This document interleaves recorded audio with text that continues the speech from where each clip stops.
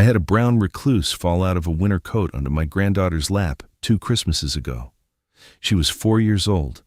She was sitting in my recliner about to open a present, and that spider, the size of a quarter, just dropped right out of the sleeve and landed on her leg.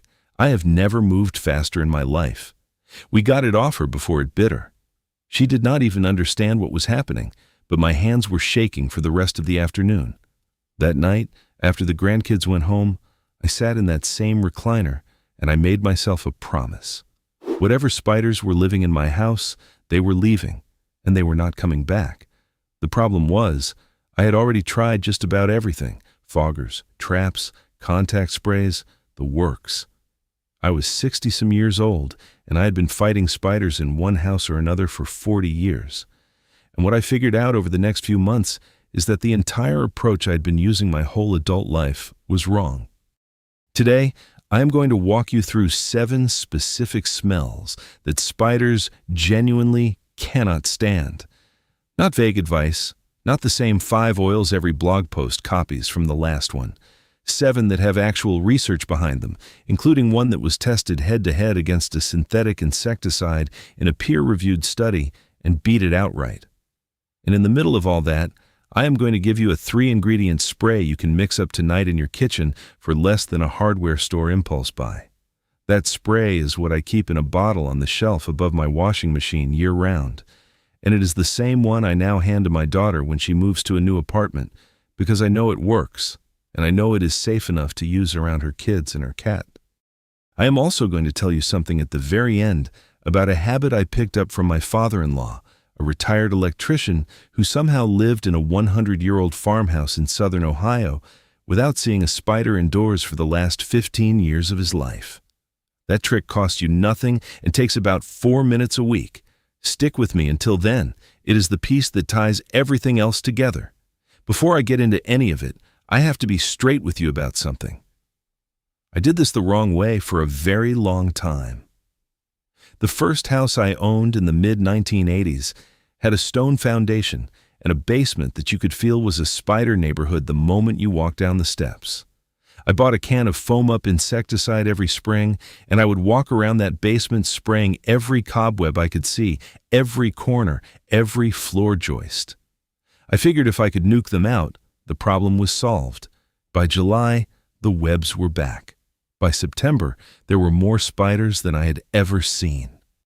And by the time my kids were in middle school, I had given up and just accepted that spiders were a fact of life and a fact of every house I would ever own.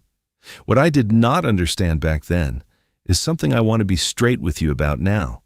When you spray a contact insecticide on a spider web, 2 things happen. The first is you kill the spider sitting on that web.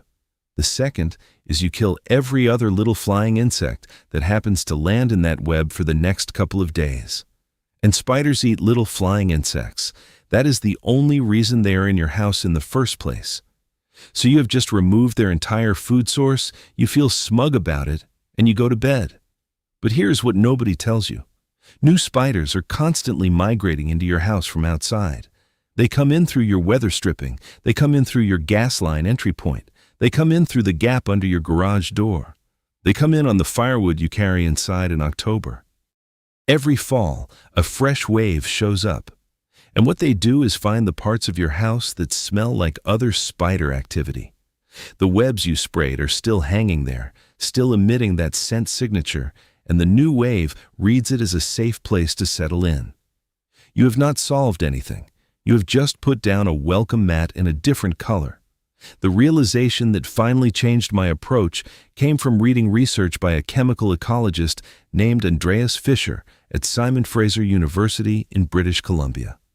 His team has published work showing that spiders navigate the world almost entirely through chemoreceptors on their feet and legs. When a spider walks across a surface, it is essentially tasting that surface. It is reading every molecule it touches and deciding whether to stay or leave. That is the key insight. Spiders do not see you the way a fly does. They do not hear you. They feel and taste the chemistry of every step they take. So if you can make the surfaces of your home taste wrong, you do not need to kill anything. You just make them turn around and walk back outside. Here's the one idea I want you to hold on to for this whole video, even if you forget every other thing I say. Spiders come into your house for shelter and for food. If you change the chemistry of the surfaces where they like to walk, they will leave on their own, and they will warn the next generation not to come back. Every single one of the 7 smells I'm about to walk you through works on that exact principle. They are not poisoning the spider. They are not gassing it. They are scrambling its ability to read the territory through its feet so it physically cannot tolerate being in your space. Let me get into the 7. Number 1 is peppermint. I am putting this one first on purpose because if you only ever try one thing on this list, this is the one. Peppermint oil is rich in menthol, and menthol does something to a spider's feet that is almost impossible to overstate. When a spider walks across a surface treated with peppermint oil, its chemoreceptors register the menthol as a chemical irritant of the highest order. It does not just dislike it. It cannot process anything else while it is on that surface. It is the equivalent of someone shoving a wad of cotton soaked in ammonia under your nose and asking you to read a book at the same time. The spider's only response is retreat. Now, here's where most blogs and videos get it wrong. They tell you to soak cotton balls in peppermint oil and tuck them in the corners. That works for about 2 days, and then the oil evaporates and you are right back where you started. The way I use it is different. I take a 4-ounce spray bottle, I put about 20 drops of pure peppermint essential oil into it, along with the other 2 ingredients I'm about to give you, and I shake it hard. Then, I mist the baseboards, the inside of the window frames, the corners of the basement ceiling, and the gap where the garage door meets the floor. I do this once every 2 weeks during peak spider season, which in most of the country is August through November. The smell is faint to us. To a spider, it is a wall. If this is the kind of practical information you find useful and you have not subscribed yet, this is where you do that. I put out one of these every single week. No fluff on the channel, no sales pitch, just the methods that have actually worked in my own house for 30+ years. The second scent on the list is citrus, specifically the oil from lemon and orange peels. The active compound is called D-limonene, and you can find it on the label of almost every industrial citrus cleaner in the grocery aisle. Limonene is sold as a degreaser, but it is also a documented insect and arachnid repellent. The University of Florida ran a study in the early 2000s testing limonene against several common household arthropods, and spiders were one of the populations that showed the strongest avoidance response. The chemistry is straightforward. Limonene disrupts the waxy outer layer of a spider's exoskeleton on direct contact, and it overloads the chemoreceptors in their feet when encountered as a residue. So it works 2 ways. It hurts them physically if they walk through it fresh, and it warns them off if they walk near it days later. The way I use citrus is simple. I save the peels from oranges and lemons we eat in the kitchen. I put the peels in a quart mason jar. I cover them with plain white vinegar. I cap the jar, put it in the dark cupboard under the sink, and let it sit for 2 weeks. After 2 weeks, I strain the liquid into a fresh spray bottle. That liquid is loaded with extracted citrus oils.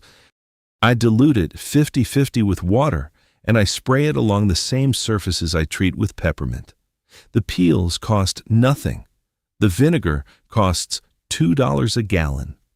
1 quart of this citrus concentrate makes about a gallon of finished spray, and it lasts me the whole season.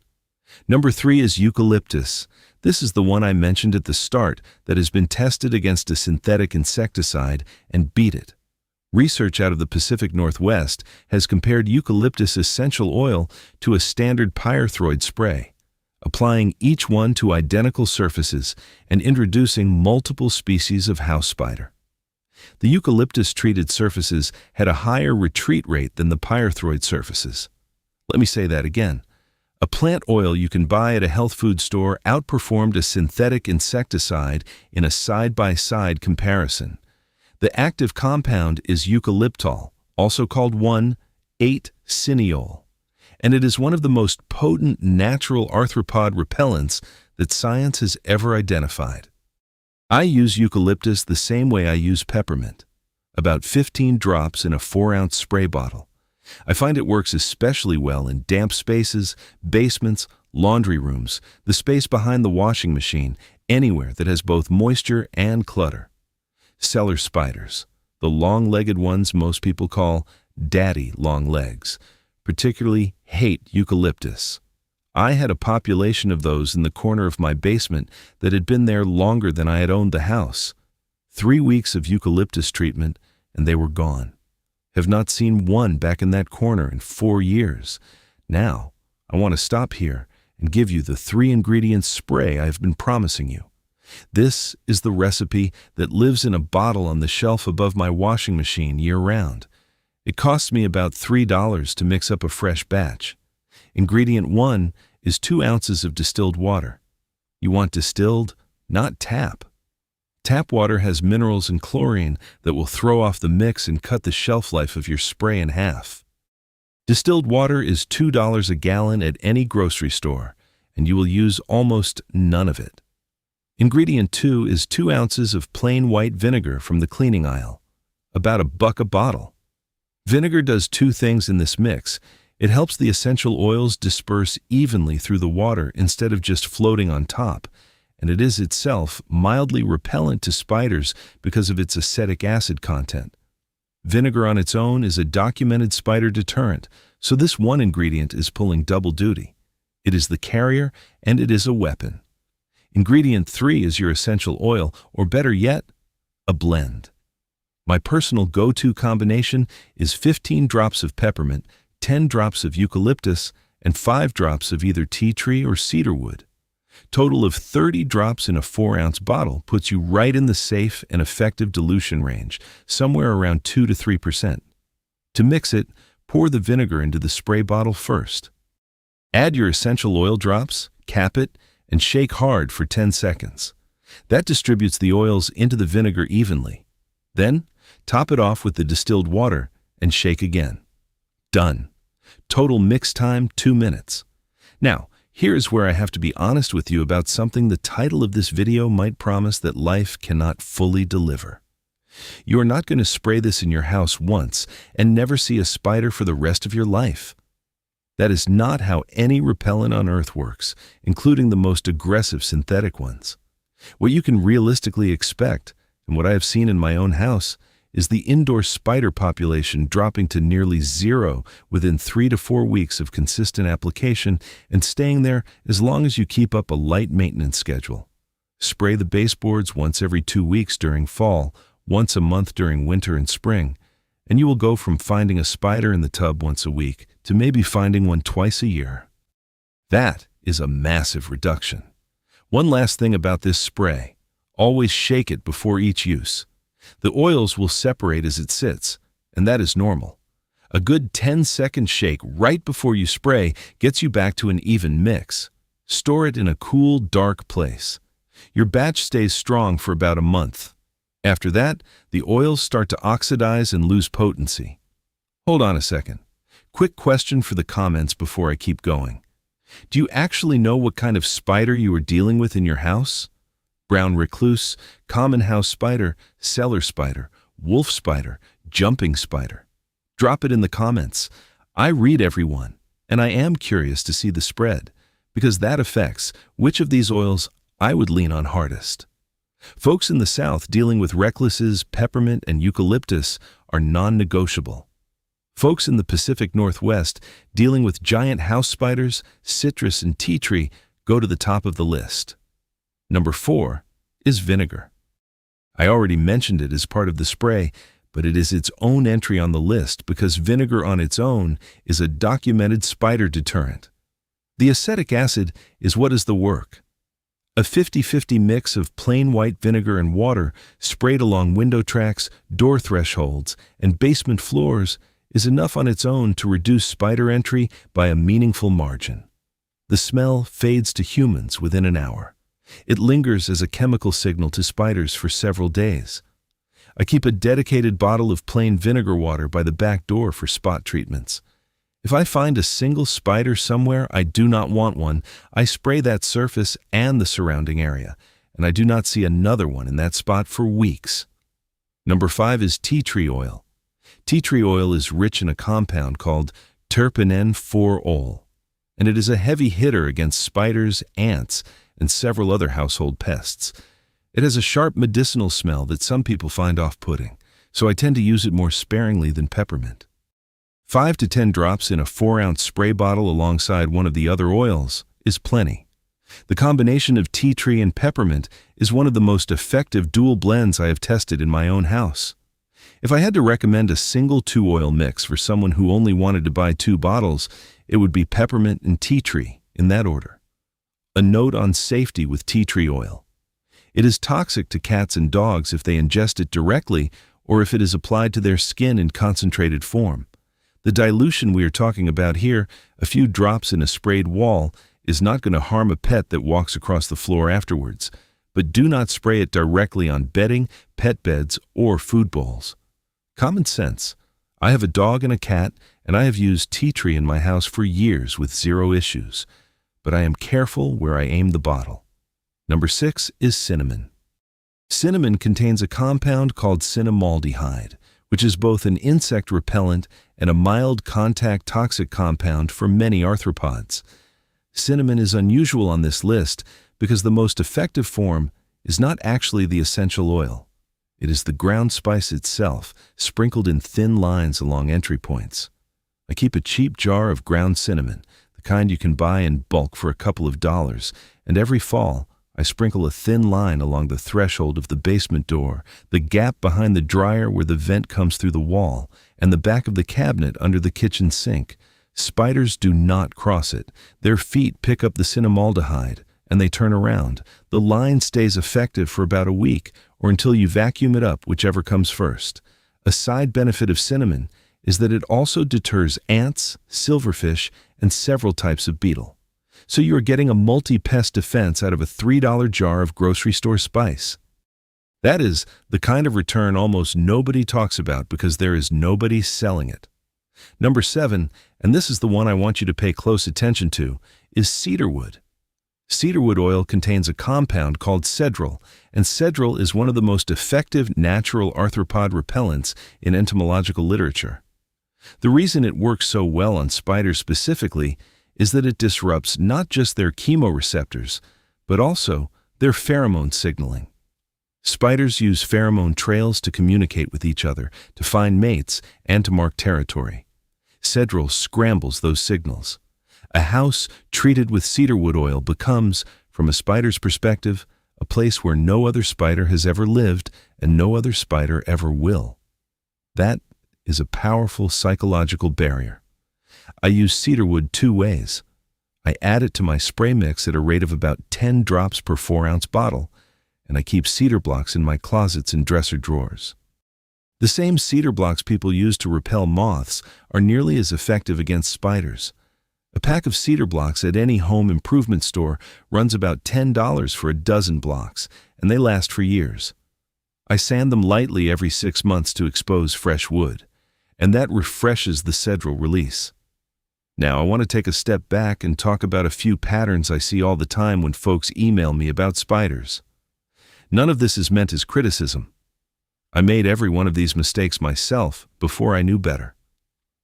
The first pattern is relying on a single product. People buy 1 bottle of peppermint oil, use it once, do not see immediate results, and conclude it does not work. The truth is, no single product works that well. Spider control is layered. The spray is 1 layer. The cinnamon at the thresholds is another. The cedar blocks in the closets are another. Decluttering the basement is another. Stack 3 or 4 of these together, and the cumulative effect is dramatic. Stack only 1, and you will be disappointed every time. The second pattern is folks not reapplying. They mix up a bottle in September, spray it once, and wonder why they are seeing spiders again in November. Essential oils evaporate. That is the trade-off you make for using something safe enough to spray near your kids and your pets. Set a calendar reminder on your phone. 1st and 15th of every month during fall, you do a quick perimeter spray of the baseboards. Takes 10 minutes. That is the real cost of natural spider control. 10 minutes, twice a month. The third pattern, and this is the big one, is ignoring the way spiders are actually getting into your house.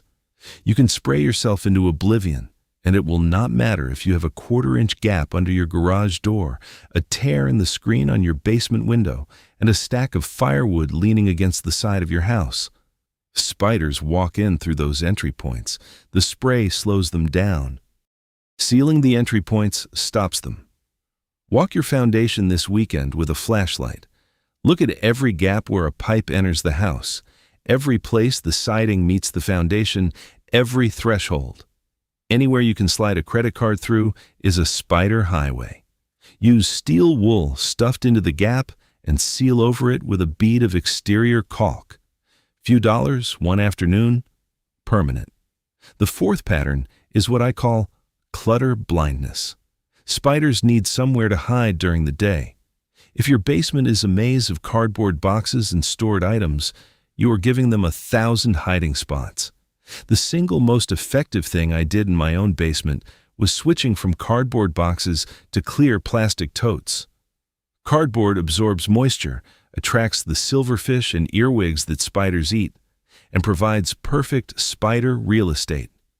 Plastic totes are sealed, smooth, and uninviting. The day I made that switch, my basement spider count dropped by about half within a month. No spray required. Just a change in the environment.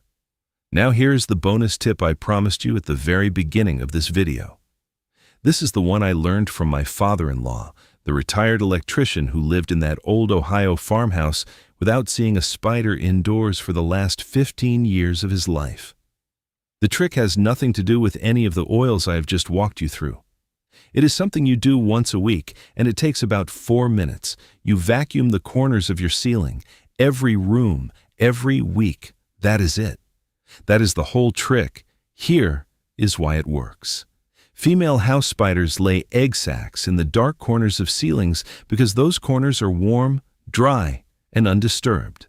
A single egg sac can contain anywhere from 100 to 400 individual spiderlings. When that sac hatches, the spiderlings disperse throughout the house. So if you have one egg sac in the corner of your living room ceiling, you have potentially 400 future spiders headed your way over the next few weeks. If you vacuum that corner once a week with the extension wand on your vacuum cleaner, you destroy any egg sac before it has time to hatch. You also pull down any developing web before a spider has time to settle in. You are interrupting the breeding cycle at its earliest stage, which is the most efficient point of intervention in any pest control system. My father-in-law's routine was to spend the first 4 minutes after Sunday breakfast walking through every room of his house with the vacuum, hitting every ceiling corner. 4 minutes a week. That is less time than it takes to make a cup of coffee. He passed away at 87, and I helped my mother-in-law go through the house after the funeral. We did not find a single live spider anywhere indoors during 3 days of going through every closet, every box, every drawer. A 100-year-old farmhouse in a rural area with woods on 3 sides, 4 minutes a week, and a habit of pulling cobwebs down before they could become egg sacs. Combine that habit with the 3-ingredient spray you can mix up tonight. The 7 smells I have walked you through, sealing your entry points and switching from cardboard to plastic storage in your basement, and you will not just reduce the spider population in your house, you will functionally eliminate it. Not perfect. There will still be the occasional spider that wanders in, but the way it was when I started, with constant sightings and webs in every corner, that goes away. So that is the 7 smells, the 3-ingredient spray, and the 4-minute weekly habit that ties it all together. Remember the framework. Spiders read your house through their feet. You change the chemistry of the surfaces, you remove their hiding places, you destroy their egg sacs before they hatch, and you seal the doors they are walking through. 4 steps, all different parts of the spider's life cycle. That is more powerful than 10 cans of contact insecticide spaced out over a year. I would love to hear from you in the comments on 2 things. First, What kind of spider has been giving you the most trouble? The species, if you know it. Second, if your grandparents or parents had a spider trick they swore by, drop that too. I have learned more from the comments on this channel than from any pest control textbook because every region has its own folk wisdom, and a lot of it turns out to be backed by real science once you dig into it. If you know somebody who is stuck in the cycle of foggers and contact sprays that never quite solve the problem, send them this video. It might save them a couple of seasons of frustration and a few $100s they could put towards something they actually enjoy. There are more videos on the channel that go deep into specific pests if you want to take this further. Go ahead and click on the next one when this one finishes. And if this is your first time here, this is what I do. I find the stuff that actually works and I share it straight. No fluff, no sales pitch. Thanks for spending time with me today. I will see you in the next one.